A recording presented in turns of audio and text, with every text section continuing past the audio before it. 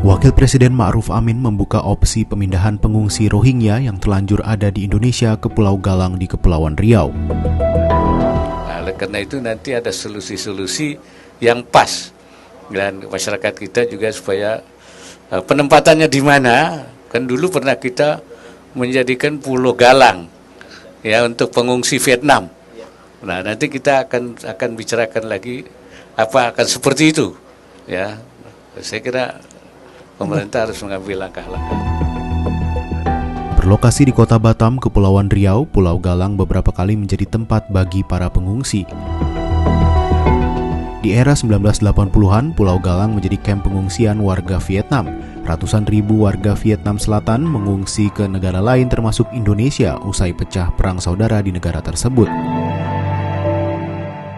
Warga Vietnam menaiki perahu dan selama beberapa waktu terombang-ambing di Laut Cina Selatan tanpa tujuan jelas. Mereka pun mendapat julukan sebagai manusia perahu.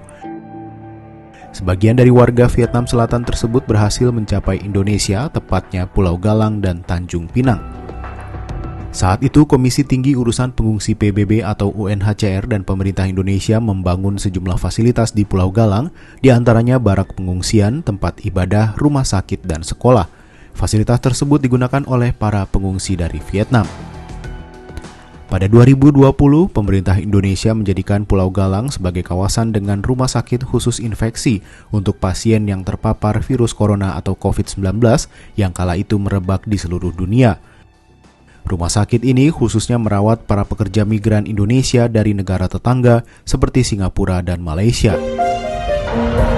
Bahkan belum lama ini Pulau Galang jadi salah satu opsi yang ditawarkan pemerintah Indonesia untuk menampung warga Pulau Rempang yang terdampak dari pembangunan Rempang Eco City. Meskipun demikian, atas kesepakatan bersama antara pemerintah dan warga, opsi pemindahan ke Pulau Galang pun dibatalkan. Sebelumnya, gelombang pengungsi Rohingya yang terus berdatangan mengalami penolakan oleh warga di Aceh. Mereka menyebut mulai terganggu dengan pengungsi yang jumlahnya semakin bertambah. Untuk itu, warga meminta pemerintah segera merelokasi para pengungsi keluar wilayah mereka.